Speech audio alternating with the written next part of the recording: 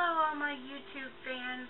I would like to say Happy New Year to everybody, and for all of my new subscribers, I'm up to 508 subscribers, and for all of my friends, I'd like to say thank you very much for subbing to my channel. Greatly appreciated, and I'm very happy with all the comments that everybody's been leaving me on the stuff that I've been doing. And for those of you, I kind of would like a little more feedback. If you want to leave information on my comments on the bottom of the page, I would love to hear some of the ideas that you guys would like to see from me. If you want more cooking videos, if you want more information on the craft, more information on tarot, more information on crystals, let me know so that way I can actually start putting up this information for all of you, and it'll give me something more to do, more to focus on. I'm doing this video because I had a nice young lady who contacted me through email. She's just signed up a YouTube channel, and she's decided to start practicing the craft. And the question that she'd asked me, she said, what should a beginning person learn about, or a beginner, what are the basics that they should know about when learning about the craft and wanting to follow the path of the craft? And I kind of made a list here because there's so much that I didn't want to just blabber on and actually wind up wasting time. I actually kind of underlined some of the key aspects when starting the craft. So I'm actually going to be kind of making sure that I'm keeping track of staying on topic. For me, the first thing would have to be, don't choose the craft because it's cool or that you know somebody else is doing it. For me, you have to be doing this for you. You can't be doing this for somebody else because you see what they're doing and it's like, oh, it's cool, it's the in thing. This is a religious choice. This is something just like a Christian choice or a Muslim choice. This is something that you choose religious-wise to follow for the rest of your life and to incorporate it into your life for the rest of your life. This is something that you just don't dabble in the magic and do love spells and do things like that and go, well, oh, this is cool, I'm actually going to do this because my friends are doing it and it's because it's the in thing to do. No, that don't work, because there are repercussions. If you do not know what you're doing, you actually could cause damage, not to yourself, but to your friends and family and the people that you love and care about. You do a love spell because you want somebody to love you, and it backfires, and it causes your mom and dad's relationship to become very rocky, and they wind up getting a divorce. Now, that could be because you didn't know what you were doing, and that repercussion basically spiraled off into the family. And so now you did something, you did not know what you were doing, and now your family is paying for it. When we do spellcraft, it's nothing to mess with. You have to be focused, you have to be there in the moment. And so for those that are wanting to know more about this, read. Learn what it is, learn what it does, learn how it works before you decide to start doing it, because the more you know, the better off you will be. The second one that was really important to me because of a lot of the new shows that have come out on TV, one being The Sacred Circle. I just see that as a kind of soap opera version of the craft. Don't choose the craft because of what you see on TV. Again, because it's the whole cool thing, the right thing to do. Everything that you see in TV is all make-believe. It's not real. It's all staged. It's all fabricated. They spend a lot of time and a lot of effort researching information to make things look glamified. And so, really, in essence, the question is to ask yourself, can you physically point your finger at a candle and light the candle? No, it don't work that way. That's just Hollywood magic.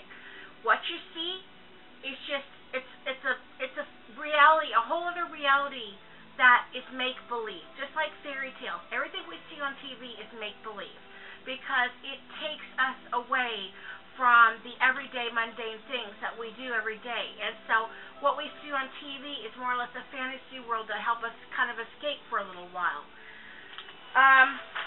Next thing that I'm going to be talking about, which is really, really important to me, is don't believe everything you read in books and don't believe everything you read on the internet. There is a lot of stuff out in the world, out in the net world, that you have to kind of weigh out the differences to know what's fact and what's fiction. In my 18 years of practicing the craft, I have actually come across things on websites that had to do with covens, and I'm not mentioning any names, had to do with covens that, well, in order to join this group, you have to give your blood, or you have to smoke drugs, or be a part of the, no. If they ask of you to do something that's uncomfortable to you, then chances are you're not meant to be in that group, or you're not meant to be associating with any of those people. So listen to yourself. If you've got red flags that come up and say, hey, something here is not right, listen to your gut feeling, because it's going to tell you what's wrong and what's right. And if you feel uncomfortable, then you need to step back and look at the bigger picture. As for the books, don't believe anything you see in the books. No, there's so many books out in the world. You've got Cunningham, you've got Buckland, you've got Starhawk, you've got so many books, and each one of these books is these person's own different point of view of how they see the craft. What you should be doing is read as much information that you can possibly do for yourself, and then form your own thoughts and form your own opinions on what the craft means to you. Learn from this perspective of what it means from Cunningham, and then read what it means from Buckland, and then take the two, merge them together, and come up with your own aspects of what the craft means to you. There's been so many times where I've come across people that are the whole gospel thing. Oh, this is all right, this is all right, this is all wrong, this book is completely wrong, but this person is completely 100% right. And so rather than listening to other people's views and other people's opinions on that book, the person is like, la la la la la la la la, I don't hear you because they're right and this is wrong. So to me, it's you need to learn what makes you happy, what resonates here. I have two truths. First truth, if you're going to follow the craft, you need to be truthful with yourself and with people around you. I hate when people lie to me. It absolutely pisses me off to no end when somebody doesn't love me enough to come to me and tell me the truth about what's going on, and that they have to sneak around about it. So, if you decide to follow the craft because this is something you believe in and something you believe in here, then you should be truthful not only with yourself, but with the people around you. If they love you and they care about you, they will support you. But if you find that, oh, it's all hell and damnation, you're gonna burn in hell and you're never gonna go to heaven, well then there's a choice you're gonna have to make. Either you are happy with what you believe in and what you want to follow, or you are a slave to your family and friends and letting them tell you what's best for you. So what I had to do for me was, when parts of my family found out what I was doing, they told me either I choose this or I choose them. I chose this, and I knew what was going to happen after that, and I accepted that choice. And that point down the road, I lost a lot of my family and a lot of my friends. They went their own separate ways, and they want nothing to do with me because basically I am satanic and the devil is working through me. So be it. That is their choice. So be it. Everybody has the right to follow what makes them spiritually happy. And so if you're going to practice the craft, there is no sense in you lying about what you're doing, because in a sense, when you lie, you're also lying to your God and your goddess. And the one thing in this part of this aspect is that you need to be truthful with yourself and truthful with them. Also with the beings in nature as well. If you're going to lie to yourself, well then you're lying to the God and goddess, you're lying to the elements, you're lying to the watchtowers, you're lying to everything that is a part of nature, because you are ashamed of nature and you're afraid to let people know what you're doing. Because what we do with this path is that we honor nature. And if you can't do that, then you don't need to be practicing this path. Next one, seek out your own truth. Don't let other people tell you what's best for you. Don't let other people say, well, you know what, I've read this book, and this book is like the bomb. You have to read this book because everything in this book resonates with me, and if you're learning, you need to read this book too and do everything this book says. No. You need to find your own truth. You need to go out and find your own answers to the questions that you have in your life. You don't need to be letting other people rule your life. In a sense, when you do that, you're basically a slave. You're letting other people think for you when you're not using the mind that was given to you for being a co-creator, to actually create the world around you. And so you're letting other people create your own world when you have the keys to create for yourself. So go out and seek your own truth. Go out and find your own knowledge to the questions that you have. Don't let somebody else put their BS in your ears and you believe what they say.